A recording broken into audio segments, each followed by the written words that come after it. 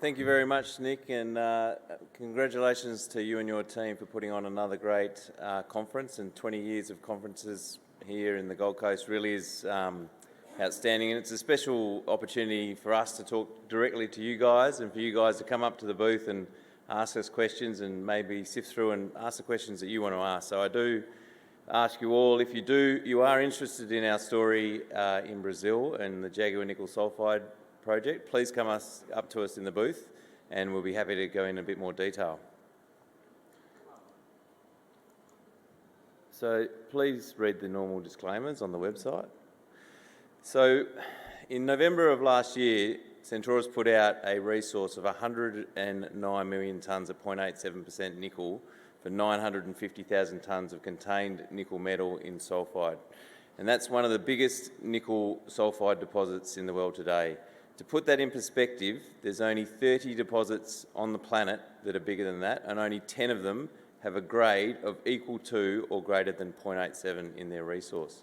And of those 10, 7 are mines. So they're operating mines like Kambalda, like Voisey's Bay, like Sudbury. The 3 that are undeveloped are Kabanga in Tanzania, where BHP is heavily invested, and 2 deposits in the western part of Russia that have been locked up for the last 10 or 15 years. So if you believe in the thematic of battery metals and you want nickel exposure, then the Jaguar nickel sulphide deposit is one of the best deposits that you can invest in. We're situated in Brazil, and I'll go through why we think that's a great place to operate a nickel mine. We're in the process of de-risking the project, so we'll deliver a DFS at the end of this year, and that will deliver a project of around 20,000 tonnes of contained nickel metal over at least 20 years from open pit mining. Now the size of the resource says it will deliver more than that underneath that pit, and I'll get to that at the end of the presentation. So a quick corporate snapshot. The share price is down around 75 cents, so that's a discount of about 70 cents from this time last year, so a very good time to buy. 70% of those shares are held by the top 20. And they've been there for a long time, and that's made up of institutional investors from North America, guys who understand how to operate in South America, like Sprott and Dundee, and also some very savvy nickel investors like Hermanus, who's on the register. Please take your time to look at some of the brokerage coverage, which give you a bit of an idea of the insight into the project. So why do we think that Brazil is a great place to build a nickel sulphide mine? Well, we've been there since 2009, and we've been operating, developing, exploring and constructing mines during that time, we as a company and also as individuals. The process and the roadmap to mining is very transparent and well understood. We have lodged the mining lease, that was lodged in last year, but we have reapplied that once we realised after the November resource that the project has grown in scale. We have done the same for the IARIMA, which is the environmental licence, and we expect that those 2 licences will be delivered to us in the second half of this year.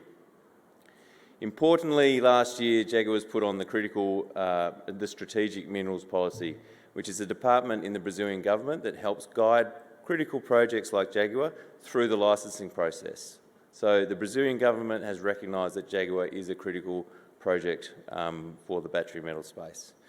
Once in operation, we're going to be working in a favourable tax system. So we've got about 15% of effective tax in the first 10 years, and that's to try and bring more investment into the north of Brazil where we operate. Importantly, royalties from this that go to the government, 65% of royalties paid go back to the municipality in which we work. So we don't only give them jobs directly and indirectly, there's also funds going into their coffers so they get better education, better logistics, better health. But the main reason we like operating in Brazil is the fact that it really is a renewable powerhouse. So at the moment, Brazil runs national grid about 80% renewable energy. By the time we're in operation, we expect that to be around 100%.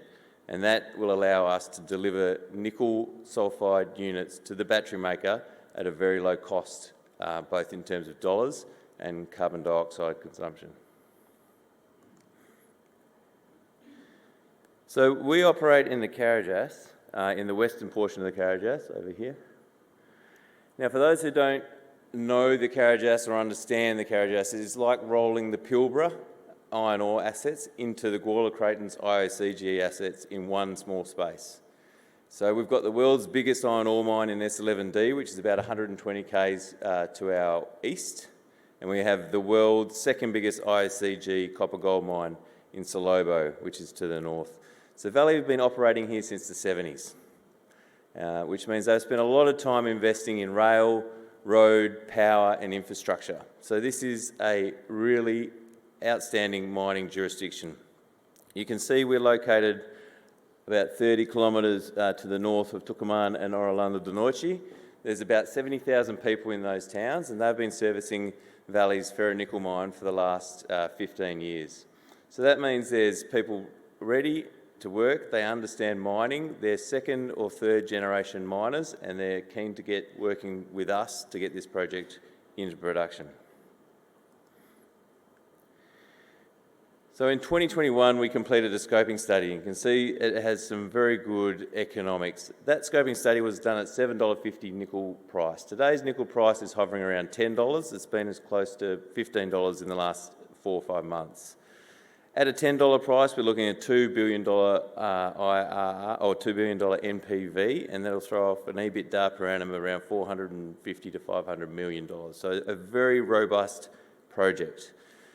We can't control the nickel price, which this project will be in operation at that time, but what we can control are the inputs that are going into the DFS. The resource growth, we've already grown the resource 65% bigger than the resource that underpinned the scoping study. So that's more nickel metal. We've optimised the mining schedule, and we've also identified a couple of byproducts in the pilot test work that will add to the revenue stream.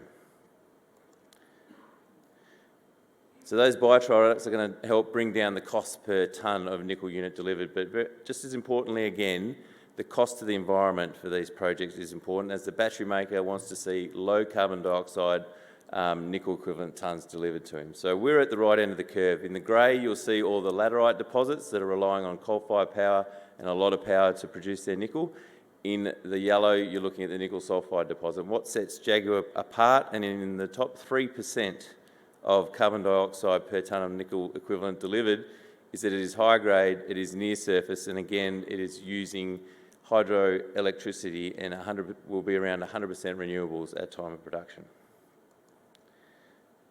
So the DFS is well underway with the completion of the pilot test, and one of the first things we're seeing in the mining optimisations and the mine pit design is that previously there was a number of multiple pits here, and they're now coalescing. So those pits are that's about 3.5 kilometre long strike and about 1.5 kilometre wide distance. So that pit is as big as the Kalgoorlie super pit.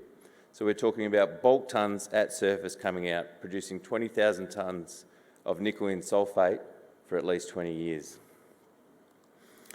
We successfully completed the pilot plant test work last month, and that produced the data that the engineers can go away and finalise our DFS with. We got very good recoveries of 75% from ore to product, which is an outstanding result, and we've identified these additional byproduct cobalt and zinc hydroxides that can get an additional revenue stream for the DFS. Importantly, that material goes off to the potential off-takers, and hopefully within the second half of this year we'll have more clarity on that off-take, which is a very important piece. But it's really about the deposit. This is a world-class deposit. 950,000 tonnes of contained nickel metal. I'll repeat it again. So that means there is only 30 deposits in the world bigger than that, and there's only 10 that have of a higher grade. And of those 10, 7 are already operating mines and have been for the last 50 years. So this is the best nickel sulphide development proposition in the world today. Importantly, when you look at that, you've got 500,000 tonnes of contained nickel within 200 metres of surface, and there's a high-grade core which gives flexibility to the mining engineers at the start of operation. So when you're going through payback and trying to pay down your debt, you can chase the grade and get robust cash flows, which is very important. But we're not satisfied. We think this thing can grow, and you may ask, why do you think it can grow? Well, it's important to demonstrate how big this thing can get in case someone is taking a look at you. The resource is at 1 million tonnes. We can think it can get well beyond that. And the main reason we do is because we use a very common and well understood exploration technique, which is borehole EM. So not every time we drill a hole, but on specific holes, we case the holes, we put a probe down those holes that lights up the surrounding area and identifies any conductive plates. And anything with mineralisation like this, which is semi-massive and massive sulphide, will light up a great plate. So that really helps the geologist target the next deepest hole. So that hole there is on one of our deepest holes in Jaguar South at 600 metres depth, returned 20 metres at about 4% nickel. So what we're going to do now, we're going to take a new rig that just got on site, we're going to drill 14 to 1600 metre drill holes, and we're going to take our probe and put it down there and see if we can generate more plates to try and extend that down dip extension of the Jaguar South deposit to see if we can get double the down dip extension.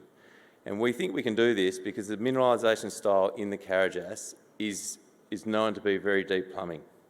So you can see over here you have the world-class copper gold Salobo mine. They're drilling to 1800 metres deep and getting semi-massive, massive sulphides. So we don't see any reason geologically that we can't repeat this.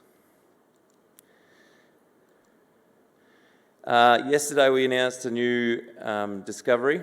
So we put out a release that announced a discovery at Twister, which is up in the northeastern part of our tenements, about 5 kilometres away from the ROM pad that is planned for the Jaguar deposit. Now it's about 900 metres of strike length, and we've got holes that are 12 to 14 metres at 1 to 1.4% nickel.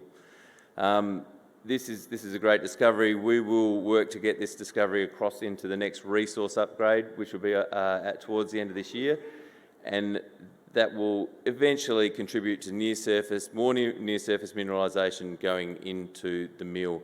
There is no infrastructure planned over or near that discovery, so we can certainly turn it into a pit. But I think just as importantly, it shows that making new discoveries hasn't finished at Jaguar. Most nickel deposits are part of camps, and we can see no reason that Jaguar is not part of a big nickel sulphide camp. So we put a nickel sulphide processing plant in this region, and the new discoveries are made. The natural path for those resources will be to come to the Jaguar nickel sulphide refinery. So we have a lot of news flow in the next 6 months. We're going to deliver the mining and the environmental licences by the end of this year. We'll also deliver the DFS. There's going to be clarity on the offtake, and there are 4 very important parts of getting to a final investment decision, which will be made in the middle of next year. The construction phase is about 2 years, and we expect to be in production by around the first quarter of 2027.